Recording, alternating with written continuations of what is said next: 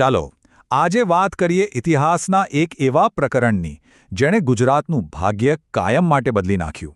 આ કહાણી છે અંગ્રેજોની એ ચાલાકીભરી ચાલની જેણે આખા પ્રદેશને, આખી કોમને હથિયાર વગરની કરી દીધી.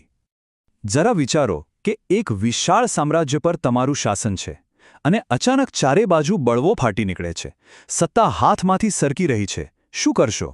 વેલ, 1857માં અંગ્રેજો બસ આ જ સવાલનો સામનો કરી રહ્યા હતા. અને એમનો જવાબ એકદમ સીધો અને કહી શકાય કે ક્રૂર હતો. એમણે વિચાર્યું કે જો લોકો પાસે વિરોધ કરવાનું સાધન જ નહીં હોય તો પછી વિરોધ થશે કેવી રીતે? બસ આ જ વિચાર ગુજરાતના નિશસ્ત્રીકરણની આખી નીતિનો પાયો બન્યો. તો આ બધું શરૂ ક્યાંથી થયું? આટલી કઠોર નીતિ લાગુ કરવાની જરૂર કેમ પડી? ચાલો જરા પાછળ જઈએ અને ઇતિહાસના એ નિર્ણાયક સમયને સમજીએ જેણે અંગ્રેજોને આવું પગલું ભરવા માટે મજબૂર કર્યા. જો 1857નો જે સંગ્રામ હતો ને, એ કોઈ નાનો મોટો વિદ્રોહ નહોતો. એ તો એવી આગ હતી જેણે આખા ભારતમાં બ્રિટિશ શાસનના પાયા જ હચમચાવી દીધા. અંગ્રેજોને પહેલીવાર અહેસાસ થયો કે એમનું સામ્રાજ્ય કેટલું નાજુક છે અને એને ટકાવી રાખવા માટે હવે બહુ જ કડક પગલાં લેવા પડશે. અને હા, આ કોઈ આપણે બનાવેલી વાત નથી. આ જુઓ, આ છે એ ઐતિહાસિક દસ્તાવેજ જે આપણા આખા વિશ્લેષણનો આધાર છે. આ કાગળ પોતે જ એ વાતનો પાક્કો પુરાવો છે કે અંગ્રેજોએ ગુજરાતને નિશસ્ત્ર કરવા માટે કેટલી ઝીણવટભરી અને વ્યવસ્થિત યોજના બનાવી હતી. તો આ નિશસ્ત્રીકરણ નીતિનો મતલબ શું હતો? શું ખાલી લોકો પાસેથી હથિયાર લઈ લેવા? ના, એનાથી ઘણું વધારે. આ એક એવી ચાલ હતી જેનો અસલી હેતુ લોકોની શક્તિને મૂળમાંથી જ ખતમ કરી દેવાનો હતો, જેથી લોકો એટલા લાચાર થઈ જાય કે પોતાની સુરક્ષા માટે પણ શાસન પર જ નિર્ભર રહે. ચાલો હવે જોઈએ કે આ નીતિ ખાલી કાગળ પર ન રહી પણ જમીન પર કેવી રીતે ઉતરી, એની આખી પ્રોસેસ શું હતી. આ ટાઈમલાઈન પર નજર કરો. મે 1857માં સંગ્રામ શરૂ થાય છે અને ગણતરીના મહિનાઓમાં જ એટલે કે 24 સપ્ટેમ્બરે ગુજરાત માટે નિશસ્ત્રીકરણનો હુકમ બહાર પડી જાય છે. આ બતાવે છે કે અંગ્રેજો કેટલી ઉતાવળમાં હતા. તેઓ ભવિષ્યમાં કોઈપણ બળવાની નાની અમથી શક્યતાને પણ જડમૂળથી ઉખાડી ફેંકવા માંગતા હતા. આખી સિસ્ટમ એકદમ ટોપ ડાઉન હતી. ઉપરથી સરકાર તરફથી એક ઓર્ડર આવે, પછી એને લાગુ કરવાની જવાબદારી કોની? તો કે સ્થાનિક પોલિટિકલ એજન્ટ અને કલેક્ટરની. અને પછી તો સૈનિકો કામે લાગી જાય. નક્કી કરેલા વિસ્તારોમાં ઘરે ઘરે જઈને હથિયાર જપ્ત કરવાનું કામ શરૂ, એકદમ સુઆયોજિત લશ્કરી ઓપરેશનની જેમ. અને આ કંઈ એક બે ગામની વાત નહોતી ચાલી રહી.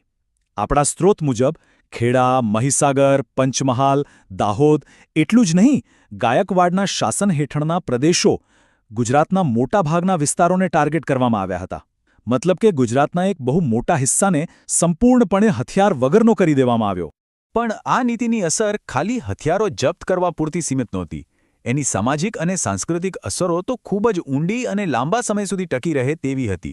અંગ્રેજો ભલેને દુનિયા સામે સુરક્ષાનું કારણ આપતા હોય, પણ એમનો અસલી ઈરાદો કંઈક અલગ જ હતો. આ હથિયાર જપ્ત કરવા કરતાં ઘણું વધારે હતું. આ તો લોકોની જીવનશૈલીને જ મૂળમાંથી બદલી નાખવાની વાત હતી.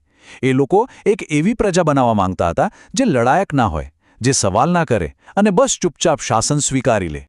આનું સૌથી મોટું અને જીવંત ઉદાહરણ છે ક્ષત્રિય રાજપૂત સમુદાય.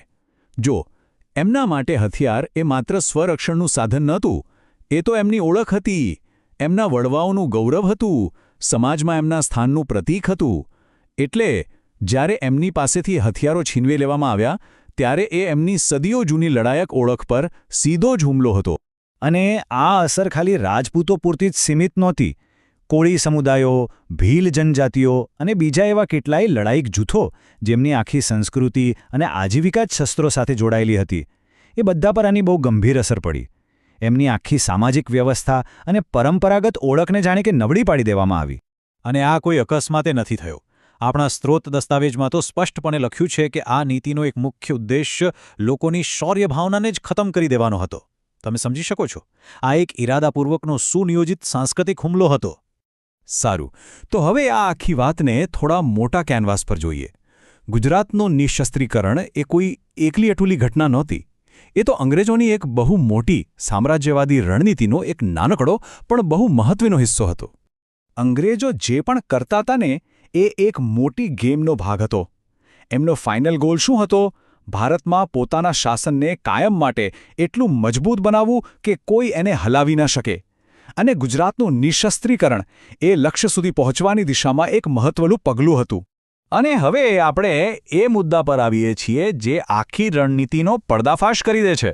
આ જુઓ, આ સ્ત્રોત દસ્તાવેજમાં અંગ્રેજોએ પોતે જ આ નીતિ પાછળના 6 મુખ્ય કારણો ગણાવ્યા છે. આ જાણે કે એમના જ મોઢે એમની રણનીતિનો સ્વીકાર છે. ચાલો આ કારણોને ફટાફટ સમજીએ. પહેલું, એમને વિરોધ વગર શાસન કરવું હતું. બીજું, જે લડાયક કોમો હતી એમની તાકાત તોડી નાખવી હતી. ત્રીજું, એ સુનિશ્ચિત કરવું હતું કે બળનો ઉપયોગ કરવાનો હક માત્ર ને માત્ર સરકાર પાસે જ રહે. અને ચોથું, લોકોને એટલા નિર્ભર બનાવી દેવા કે તેઓ પોતાની સુરક્ષા માટે પણ હંમેશા અંગ્રેજો સામે જ જોતા રહે. ટૂંકમાં આ સંપૂર્ણ નિયંત્રણ મેળવવાની એક પરફેક્ટ બ્લુપ્રિન્ટ હતી. આ બધી રણનીતિઓનો સાર શું? તો એ માત્ર એક જ વાક્યમાં આવી જાય છે. એમનો એક અને માત્ર એક જ ધ્યેય હતો: ભારતમાં બ્રિટિશ રાજને કાયમી અને નિર્વિવાદ બનાવવું. અને નિશસ્ત્રીકરણ એ ધ્યેયને હાંસલ કરવા માટેનું એક જબરદસ્ત, શક્તિશાળી સાધન સાબિત થયું. આખું વિશ્લેષણ કર્યા પછી અંતે એક ગંભીર સવાલ મનમાં આવે છે કે જ્યારે કોઈ શાસક બળજબરીથી લોકોની પરંપરાઓ અને ઓળખ છીનવી લે છે, ત્યારે શું ખાલી હથિયારો જ જાય છે કે પછી એની સાથે આખી સંસ્કૃતિનો આત્મા પણ ઘવાય છે? આના પર વિચારવા જેવું છે, ખરું ને?